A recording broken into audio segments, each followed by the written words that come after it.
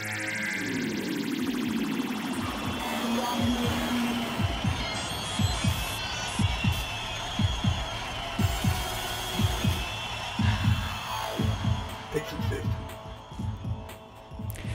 and welcome to episode 30 of Pixel Sift. We've got quite a bit in store for you today, and before we get into that though, I should tell you that as always, I'm joined by my co-hosts Mitch and Scott. Hey, hey. Yep.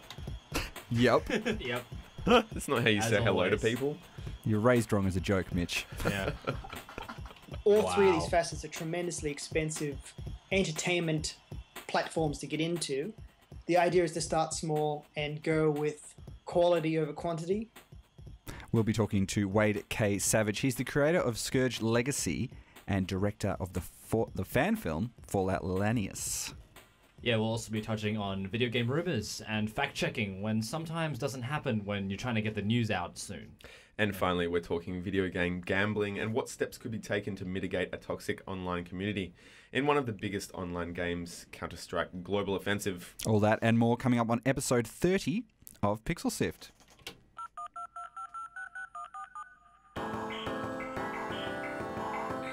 Watch episodes, let's plays and more at youtube.com/pixelsiftau.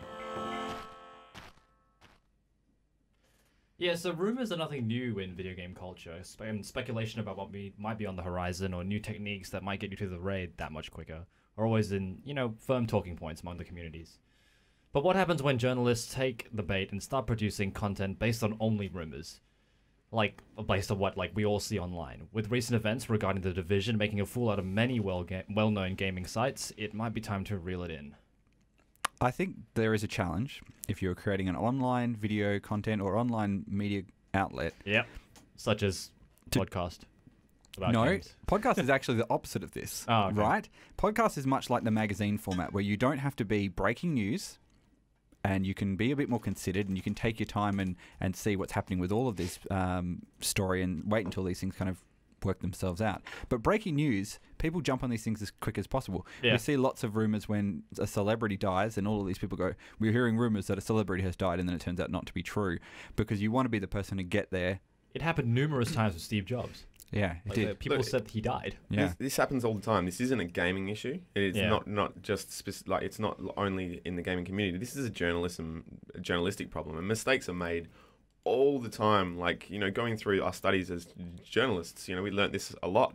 And that's what basically being a good journalist is about, is making sure you fact check. I've always got the Todd Flanders popping into my head and be like, is your source on this reliable?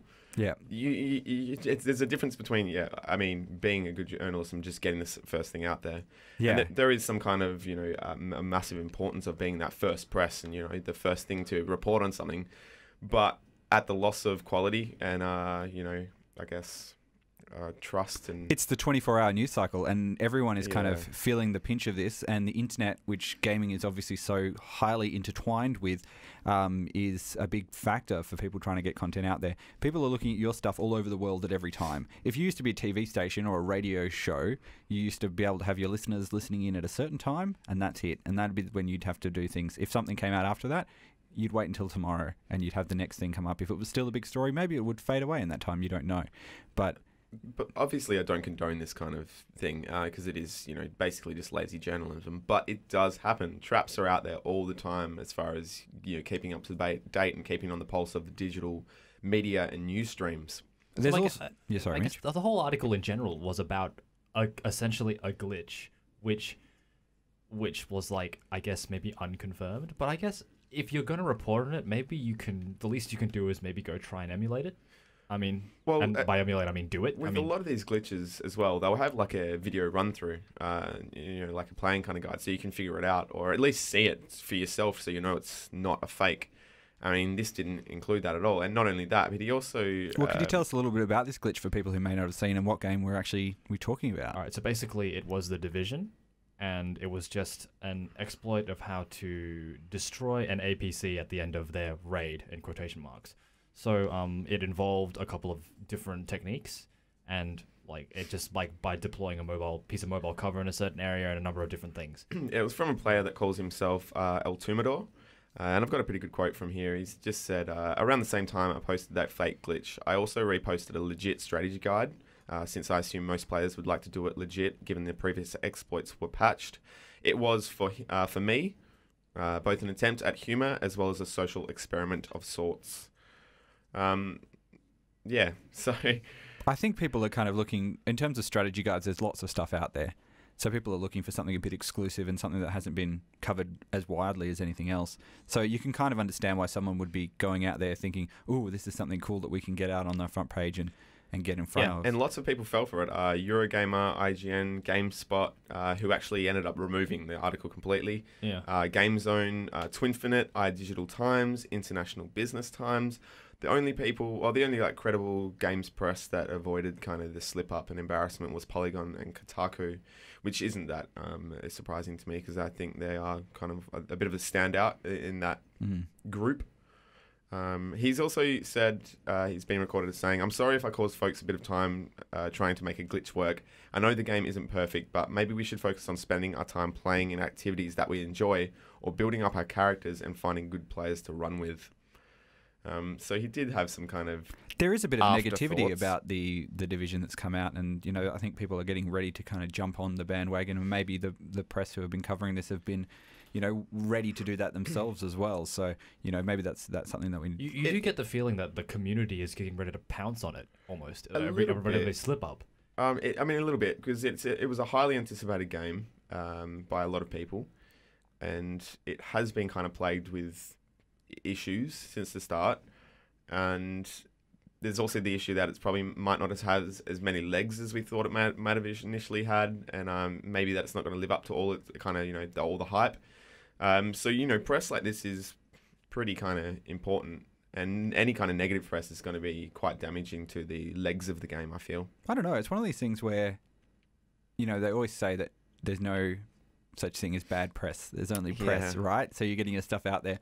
I don't know if this is technically true for something like this, where maybe people go, "Oh no, don't worry, I won't pick that up." But there's plenty of rumors that are out there where people have gone and kind of completely speculated on these, completely fabricated things. Say, for example, the controller that's come out it turned out to be a Photoshop render that somebody had made in a 3D program Of the NX controller. Of the NX controller, which is supposedly the new controller. That thing that looks like Stuart Griffin's head. Yeah. Yeah, it's kind of like a, I don't know, like a weird pill-shaped looking item, and has just 2 analog sticks on the side and nothing else. And people got really arced up about it, and it was just something that someone had made, claiming to be the official controller, and they did a phenomenal job of actually making it look real as well, which is always helpful. But yeah, somebody actually ended up building one in real life. Yeah. There's a nice little comment that he's giving, kind of having a dig at the state of the community and the way it's kind of gone on about these things. And he said, "It says a lot about both the state of the game and its community if the things we mostly focus on are the exploits."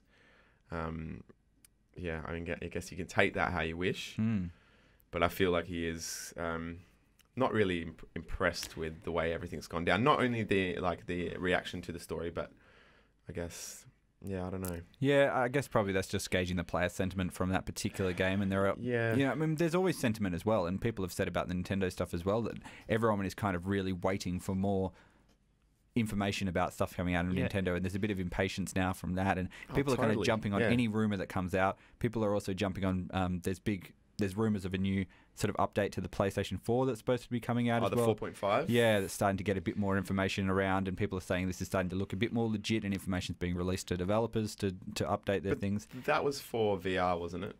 Apparently not. No? I've been chatting. See, rumours. I was on the impression. I read the article and just kind of assumed that's really what it would be. But I've been chatting to, I guess from a couple of weeks ago, Jason Ims online, and he goes, from the look of the specs and what I can see, it looks like it actually might be an improvement on the actual hardware, and of course maybe includes that VR thing in there as well. But we'll go from there. It is so ingrained in the culture just to find this information yourself. Yeah, and especially the video game community being so deeply seated and rooted into, the digital and online presence. And they're very personally invested. Yeah. Yes, so much so. And a lot of what we talk about on the show actually comes down to that. Yeah, it's One of the advantages of obviously having a podcast is that you can take a bit more time, and you have to realize that your audience is going to be listening at sort of any time. So something we've always tried to avoid is talking too much about speculation and rumors, because we don't know if by the time you've listened to this episode, maybe it's 6 months ago after this episode's come out, that could be completely debunked by then. Not even relevant kind of thing. And something we've tried to avoid. But yeah, we've got plenty of other great stuff that we do like to talk about, and one of those topics is coming up right now. Visit us on pixelsift.com.au. This week I spoke to director Wade K. Savage. He was one of the creative minds behind the critically acclaimed fan film Fallout Lanius, which is based on one of the characters and the world of Fallout New Vegas. We spoke all about making that film, and we dove into his new project, which will bridge the gaps between television, toys, and games. My name is Wade K. Savage. I'm a creator and director here in Perth, and I'm the guy that wrote, produced, and directed Fallout Lanius, which is the Fallout fan film based on Fallout New Vegas from 2013. And I'm also the creator of Scourge Legacy, which is a kind of kids IP video game, television show, and toy line that I'm currently developing. So what was it about the Fallout New Vegas universe that kind of grabbed you and held on and made you want to make a fan film?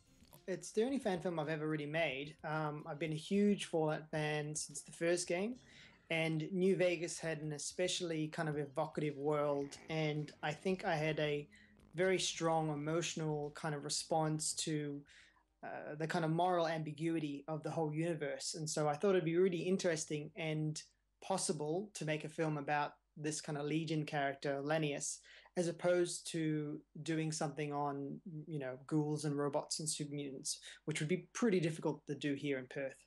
The character Lanius is kind of, you meet him right at the very end of the actual game.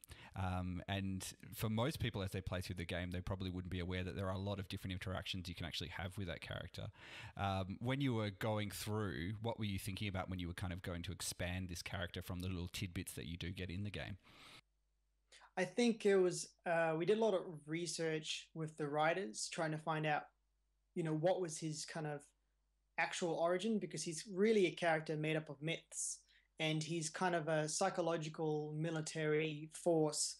No one knows where he comes from, what's his actual truth. So we kind of had to pick his truth for the story, and we were kind of looking to kind of create a anti-hero protagonist in a fascinating way, but still make him, scary and kind of interesting. So, doubling working with the writers and kind of bugging them on social media and that kind of thing. We also kind of took bits and pieces you kind of hear in the game, graffiti on walls, that kind of thing. John R. Gonzalez, who is one of the lead writers of Fallout New Vegas, I kind of tracked him down. And last I heard, I think he was working for Midway, but he said that in terms of the closest truth, the story we presented in the film was most likely his origin story. So we kind of went with that angle. The big part of this was that you kind of had the blessing of Obsidian and Bethesda. Were you worried when you were kind of, planning all this? Because I know that you sort of started planning before you reached out to them, that maybe they might be like, well, we'll shut this thing down. Well, look, I think before we hit the button on anything really big, I might have written the script and kind of looked at what was out on the market. There's a series called Nuka Break, which had already kind of set the precedent. So I thought that Bethesda and through Bethesda ZeniMax were kind of okay with fan-created content, so long as you'd kind of reached out to them beforehand and kind of, dotted your I's and crossed your T's. So I made sure to do all of that before we went anywhere near crowdfunding, and we had a really transparent kind of relationship with them. I spoke a lot with their community manager, who was really cool. I spoke a lot with PR people from time to time. So that was something that made me confident that we weren't going to, that I wasn't going to wake up to a cease and desist one day. And I've been doing film and TV stuff for nearly 10 years now. So I understand how these big companies work. And a lot of it is just asking up front. Is there anything in the new Fallout series that you would have has captured you in terms of the mythology? I know they're not quite as... I speak as a big fan of the Fallout series, putting hundreds of hours into it myself, but it doesn't quite have the same depth as something in New Vegas, and maybe not the legacy of, you know, I guess a lot of the Legion was kind of brought along from Van Buren and stuff before as well. Was there anything in that, the mythology of the new game, that you would thought that maybe might be worth kind of pulling at that thread? Geez, I don't know. It's such a kind of Massachusetts centric story, and the characters. It's. I always think of everything in terms of how can you physically do it, and so trying to kind of replicate Massachusetts here in Perth is pretty hard. Thematically, I think there's some interesting stories there, but I don't know. There isn't, like, if you know, and as a Fallout fan, if you think of the kind of main actors, so to speak, in the whole Fallout New Vegas story, there kind of isn't really a character as cool or as developed in Fallout 4. I'm like shrugging as I say this. Everyone's cool, everyone's great, but no one's like, man, I want to spend, yeah, no, you know, no one's like, I want to spend a year or two of my life creating 10 minutes of film, because they're just very different styles of characters. And we could have a super huge discussion about how and why Bethesda write the kind of characters they do, and their dynamics and gameplay and what they want the player to do, as opposed to Obsidian, who are like, this is about story, here are the themes, you know, this is about character, this is what you're going to experience, here's all these choices. So, you know, you could have, you know, it's a snake eating its tail in terms of discussion.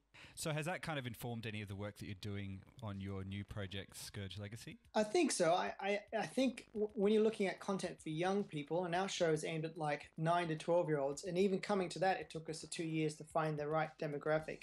And if I think of the kind of content I grew up with kids, or we grew up as kids, which is 80s and 90s stuff, the kind of gloves are off. You know, you could scare kids, you could freak them out, and you never kind of really spoke down to them in that sense. So, yeah, I kind of like that, you know, kind of treating children or characters that are younger people as human beings first and foremost, and putting them through a lot, I kind of think is interesting. I really like The Last Airbender, the Nickelodeon series. I think that's quite a beautiful series that explores kids as human beings, and so that whole ambiguous factor to the point that young people kind of make mistakes and learn things, and bad things happen to them, and they have loss and they have success. I think that's pretty fascinating as a creator. And so in a narrative sense, that's definitely what we'd want to explore with Scourge Legacy, because you've got 3 kids out in this wasteland, and there's kind of critters, and it's fun and it's exciting. I like the idea of danger being exciting, which is something we don't normally talk about when you produce content for kids. But also there's great risk in what they're doing, and I think that's interesting. Aesthetically, you've got a very sort of strong 90s feel to it, and you are sort of producing it for kids who are born well after the 90s now. Is that, like, is the imagery and stuff, is that something that's resonating with them, or are they understanding the cues, or is it sort of like, you know, when you write a film, you design it so it can be perceived on many levels, and people can pick it up at their own level, and there's bits for everyone? Well, I'd hope that both elements are the case, because I think 80s and 90s stuff in terms of cultural trends are weirdly enough very hot again, and even younger people can relate to properties that we grew up with. Like, you can see a lot of people respond to things like the Goonies, Ninja Turtles. I mean, these brands that just never die. But you're right about the comment in terms of it has to be kind of universal, and young people leaving home and exploring something that's both dangerous but exciting is quite a universal theme. So I hope that anyone can respond to it. And I mean, something like Harry Potter is a perfect example of that, because it has these characters out of their depth, but having fun, but also growing. So, you know, you want to be careful using growing, because that's not really cool language. But you know, that whole kind of idea of developing, how's that? Developing as characters. I think anyone can respond to. And if my idea would be that when this thing's up and it's happening, you'd follow these characters as they age, the same way Harry Potter did it. Say, as you've talked a bit about the competition between some of these bigger brands that are coming out, and indies always have to hit it right. What is the thing that you think that you're going to be able to do that is going to be able to cut through the competition that's out there? I think it comes back to narrative for me, and I think it's about producing something that people connect with in a multitude of ways. I think our characters are really strong, and I think our game world and universe is really strong. and it has to be bigger than nostalgia. And I think when it lands and it lands right, and it kind of lands the way I wanted to in terms of the kind of content I grew up with, I think it'll be something quite special. And there kind of isn't a lot like this. I mean, a lot of this kind of stuff is coming back in terms of kind of aesthetics, but in terms of the game, which is this kind of narrative-driven, cooperative, side-scrolling kind of beat 'em up, there really isn't much like that. And if something it does exist in terms of a side-scrolling beat 'em up, it's something like Mother Russia Bleeds, which is like for much older people and extremely kind of graphic. And this is not that. This is quite, this is more like Streets of Rage, but mixed with Pokemon. So I don't think there's many things like that. And I think when it lands and it lands right, it's going to be pretty huge. You can watch Fallout Lanius on YouTube in its entirety for free, and you can find out more information about Scourge Legacy, and that's Scourge with a K on twitter.com/Scourge Legacy.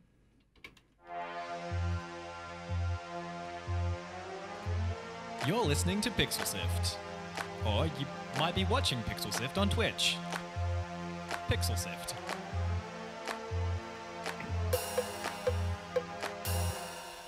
So, gambling in the video game community is an ever-growing issue. With the rise of esports and the amazing success of games such as CSGO, the real-life effects of these exploits can have large and reaching problems. One of the biggest issues we face here is the unregulated and underage use of these gambling systems, where an average match can draw over $100,000 in skins, with some costing more. An earlier March match between named Luminosity and Fnatic drew almost $1.2 million in bets. People buy skins for cash, then use the skins to place online bets on pro CSGO matches. Because there's a liquid market to convert each gun or knife back into cash, laying a bet in skins is essentially the same as betting with real money.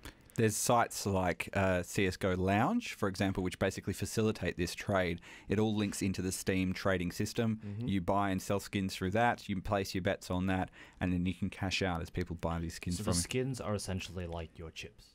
Pretty much, yeah. It's like you are using the skins as a chip. That's a perfect example of what it is, really. Okay. And Valve this week have basically come out and they've introduced a new method in which to secure people's accounts and also lock down the number of accounts that people have as well, because there's a big churn of these sort of things going through. Just a lot of upset in the community and a lot of unruly kind of behaviour. And it means that if you, because the skins are like a random drop, they come to you as you play games and you can get stuff which are worth quite a bit of money. There's also an attraction for people who are willing to hack these accounts and compromise these accounts and steal the skins, sell them off on something like CSGO.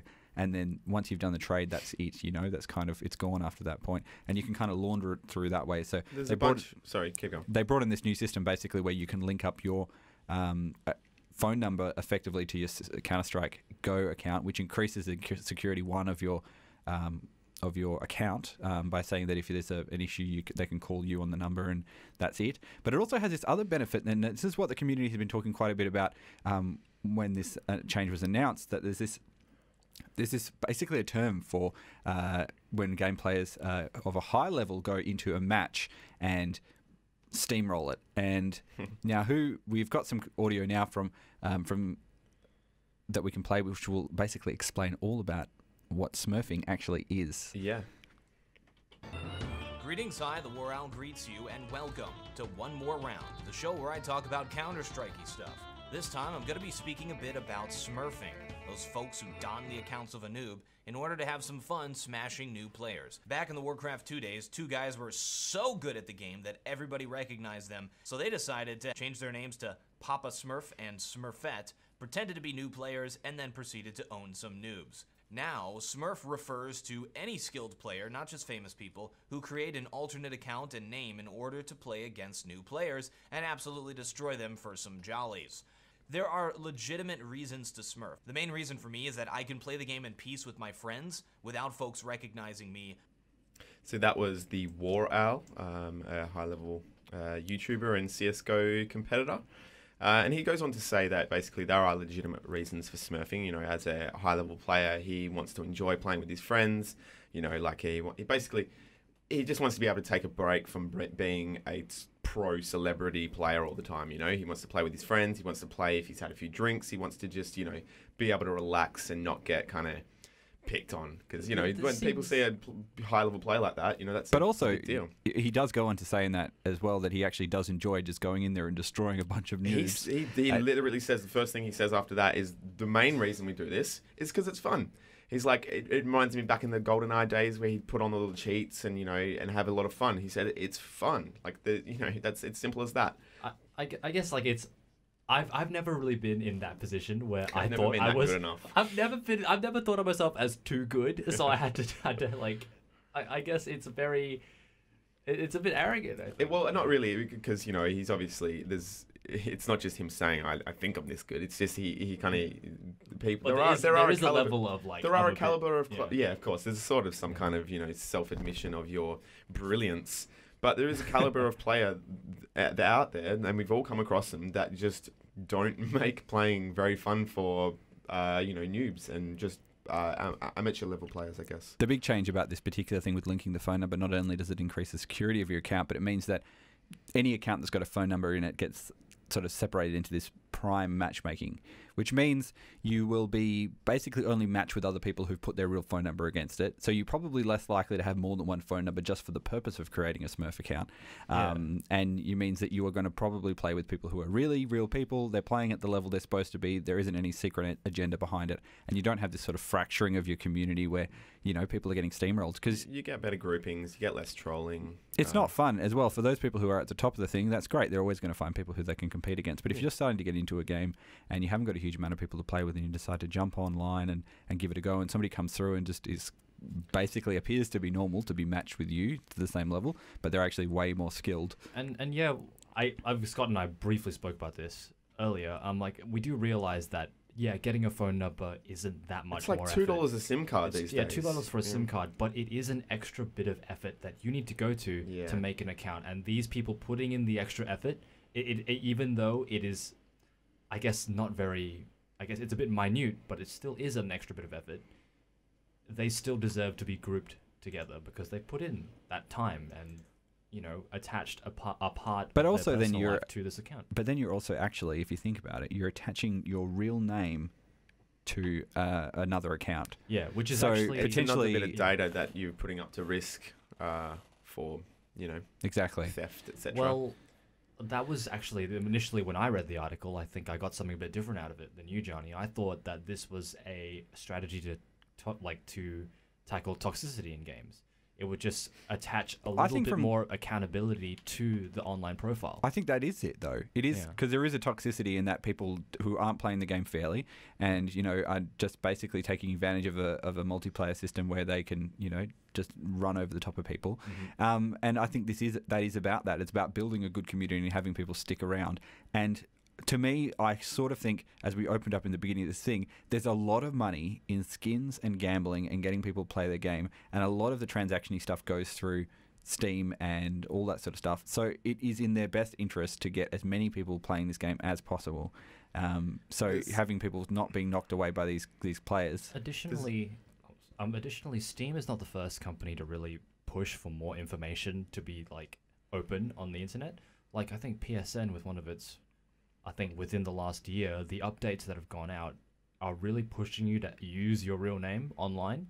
Like, I get reminded, I think maybe every third time I boot up the console, like, just like, oh yeah, well, you can kind of use your real name if you want.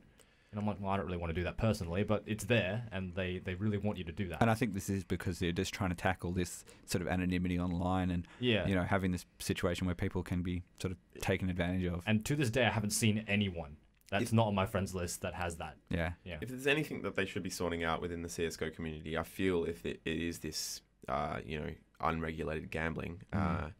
You know, a lot of other developers have kind of, you know, being kind of aggressive or like proactive in keeping real world money and this online currency or gaming currency separate. But Valve's making no effort to do that. And like I said, with the rise of esports and whatever, this is only going to become more of a problem. And 15-year-olds gambling away a lot of money without their parents knowing or whatever, or not knowing what they're getting themselves into is very dangerous. It's a bad situation. Internationally problematic and unacceptable.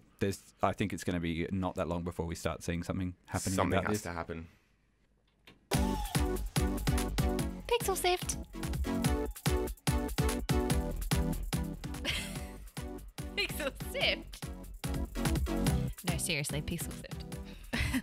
No, seriously. Pixel Sift. For reals. For reals. That's all we've got time Seriously. for today. Seriously, that's all we've got time for. Thank you for listening to this episode of Pixel Sift. You can watch our shows again if you head to our website, which is www.pixelsift.com.au. Scott, where can people find us if they want to go on social media? Gianni, they can find us at facebook.com/pixelsift, twitter.com/pixelsift, twitch.tv/pixelsift, and youtube.com/pixelsiftau. And Mitch, we've got an event coming up very soon. Can you tell us a little bit about that? Yeah, this is pretty cool. So we're hosting along with Perth Rocket League, and we're back at the Glitch for this, which is take part. It's a 2v2, and if you can't make it there, you can also watch the finals live on our Twitch channel. So it's Rocket League that we're playing. Yeah, Rocket League. It's yeah. the game. I got a bit distracted. Something distracted me off camera. We are going to be playing I got a that online, and you'll see some of the best players in Perth competing for that, and you can watch us talk about it Commentating, live. having fun, all the lols. That's right. You can find this episode on iTunes and all the other podcast players, and if you're there, you could give us a rating and review. That would be amazing. We would really appreciate it, and it helps other people find the show. Thanks again, and Thanks, guys. will catch you next week on Pixel Sift. Thanks, gals.